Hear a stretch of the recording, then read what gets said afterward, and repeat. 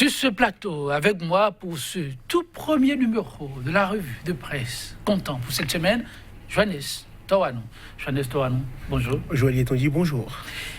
Qu'y a-t-il de, je vais dire, croustillant ou pétillant pour nos téléspectateurs? Joël Tondy, l'actualité est extrêmement riche au Bénin ces derniers jours, ces dernières semaines, notamment du fait donc des législatives pour 2019 qui s'annoncent, on va dire, houleux parce que toutes les chapelles politiques sont en ébullition, parce que le nouveau code électoral obligeant les partis politiques à disparaître au profit de grands blocs.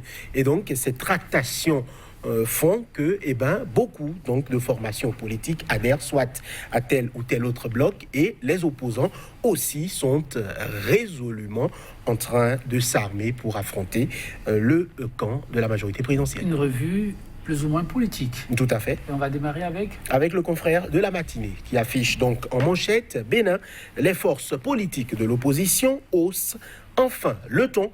Ils critiquent la gouvernance talent et dénoncent l'acharnement contre les opposants. Ils exigent le retour immédiat et sans délai des exilés politiques. Congrès extraordinaire de l'Union pour l'émergence de l'élite politique UPEP, Modeste Toboula et son parti adhèrent au bloc progressiste.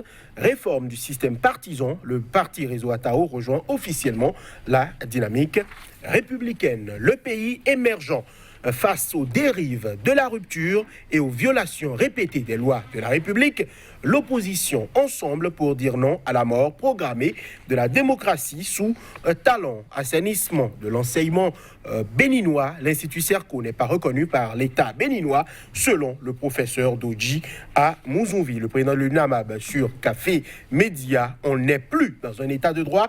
Dixit le président de l'UNAMAB, Robert Marc Dada Glo. Point média, une violation de l'état de droit au Bénin. L'opposition exprime son ras-le-bol des exigences en 7 points. Et puis, plusieurs mois après la cessation d'activité de Glomobile Bénin, les ex-employés toujours privés de leurs droits. Talent pour sauver la situation. Et puis, création juridique caduque et décision controversée, Social Watch Bénin révèle ses doutes vis-à-vis de la criette. L'Afrique en marche à présent. Conférence publique de la CDD. Depuis Paris, Ajavon n'abandonne pas le combat et l'opposition fait bloc pour sauvegarder la démocratie. Droit de projet de loi de finances, exercice 2019, le gouvernement en guerre contre les amoureux et les étrangers. Triste manière de promouvoir le tourisme. Échec des réformes annoncées. Tambour battant, Kassamampo révèle le vrai visage de l'école béninoise. Le nouvel observateur, à présent, sortie médiatique des formations politiques de la CDD, l'opposition engagée pour le respect de l'état de droit au Bénin. Et puis opinion, les déclarations peu heureuses du chef de l'État au sommet G20 Afrique en Allemagne. Quotidien Nasiara, à présent, dérive et autocratie à l'ère de la rupture, les forces de l'opposition prennent leurs responsabilités et mettent en garde Patrice Talon. Enrôlement exceptionnel de 2 ministres sur la liste électorale. Djobrenou crée une injustice. Nécessité d'intégrer les milliers de Béninois non pris en compte. Dynamisme info, option probable, presque confirmée, de liste unique pour les législatives. La stratégie de l'opposition pour mettre en déroute la mouvance. Déclaration publique du PSL et de la RDB. Encore 2 creusets politiques sous le charme de l'UDBN de Claudine Prudencio. L'affiche du jour: Coopération Sud-Sud, l'axe Ossou-Porto Novo renforcé. Le maire Emmanuel Zossou distingué pour ses efforts de développement. Et puis législative 2019, l'opposition prépare un gros coup politique contre Talon. Pour finir à présent, nous allons y aller avec l'audace info plutôt. Ça y est, en manchette, sont cherchés à se passer pour des prophètes tous les Béninois disent oui à Claudine Prudencio. Et puis, méga coalition politique samedi dernier, naissance du bloc de l'opposition au Bénin. Joël Yetonji, ce sera tout pour la revue des titres. Merci Jeunesse Toranon. Nous y allons très rapidement avec le confrère de la matinée, un titre abondamment relayé mais diversement présenté. Les angles en diffèrent d'un organe à un autre. Bénin, les forces politiques de l'opposition au sans fin. Le ton, ils critiquent la gouvernance Talon et dénoncent l'acharnement contre les opposants. Ils exigent le retour immédiat et sans délai des exilés politiques. Peut-on lire à la une du confrère de la matinée? Joël Yetonji, c'est heureux que beaucoup de partis politiques d'opposition se soient réunis pour ensemble parler de la même voix. Il y avait des leaders politiques se réclamant de la renaissance du Bénin. Il y avait des leaders politiques se réclamant du PSD. Il y avait des leaders politiques députés élus à l'Assemblée nationale sous la bannière FCBE. Il y avait d'autres députés élus à l'Assemblée nationale représentant de très grands partis politiques d'opposition au Bénin et qui donc se sont assemblés pour ensemble rejeter un certain nombre de manières et de stratégies politiques et politiciennes qui, je dirais, ont pillon sur rue depuis l'avènement du régime dit de la rupture. C'est heureux de voir que des personnalités politiques qui, jadis, pouvaient avoir des choses à se reprocher, pouvaient avoir même quelques pics à se lancer, essayent de s'unir pour faire face à un camp du pouvoir, on va dire, davantage fort, parce que on voit de part et d'autre les adhésions et les successions d'adhésions qu'enregistrent les deux grands blocs de la majorité présidentielle. Il était attendu que les opposants parlent d'une même voix. C'est en bonne voie.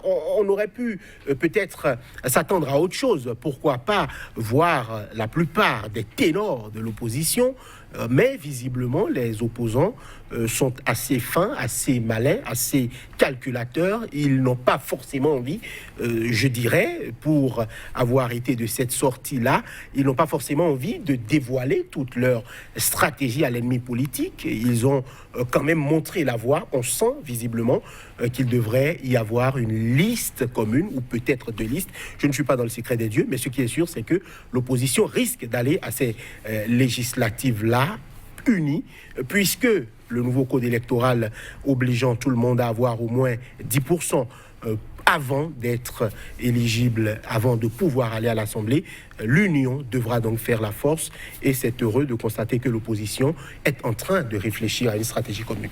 En dehors de ces sorties politiques observées de part et d'autre, oui, il y a des figures fortes qui ont aussi donné de la voix pour la cause de la mouvance. L'une d'entre elles ayant retenu l'attention avec dynamisme info et qui parle d'activisme politique d'un préfet qu'il garde sous anonymat dans la constitution du bloc. Et affiche, on aura finalement tout vu avec le Bénin révélé.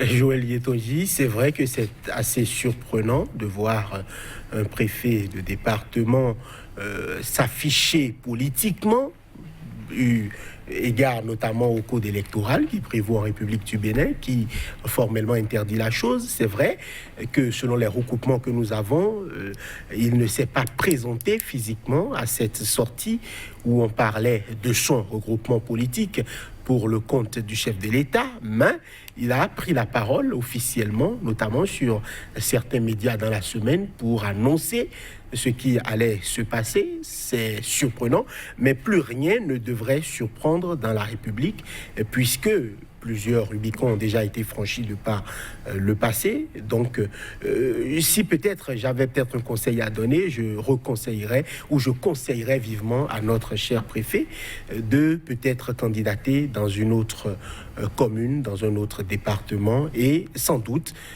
en respect toujours du code électoral, de démissionner bien avant pour que le peuple puisse jauger de son poids politique. Mais à Cotonou, ça me paraît un peu difficile.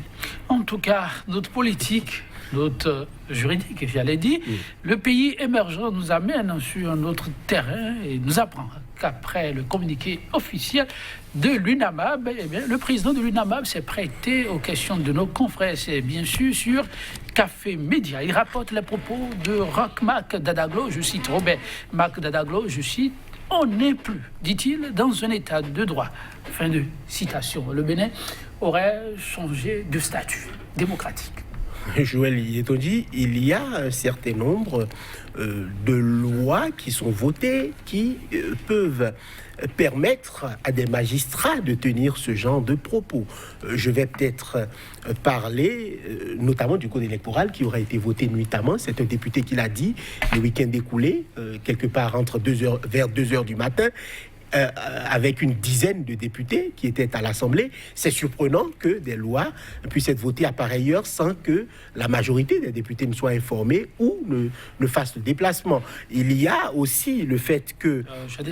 mais lorsque c'est quand même passé, même si c'est un député, c'est certes à déplorer parce qu'ils sont 83, mais puis c'est maintenu comme tel. Oui. Ça représente le travail d'un groupe. Donc il ne faut plus continuer, je retrouve, pas stigmatiser la dizaine qui a fait sans doute œuvre utile en son âme et conscience. C'est possible, mais je pense qu'une dizaine sur 83, ce n'est pas assez représentatif du peuple béninois dans son ensemble. Il faut faire attention quand on dit être en démocratie. Un magistrat a donc le droit de dire que nous ne sommes pas dans un état de droit. Il y a la criette qui est aussi là et qui rappelle à loisir le fait que nous sommes déjà dans un état de non-droit. Merci à vous, Joannès Toano. Mesdames, Messieurs, ce n'est que le premier numéro de la semaine. Demain, on sera encore avec Joannès Toano pour ne pas vous dire toute la semaine. À très bientôt.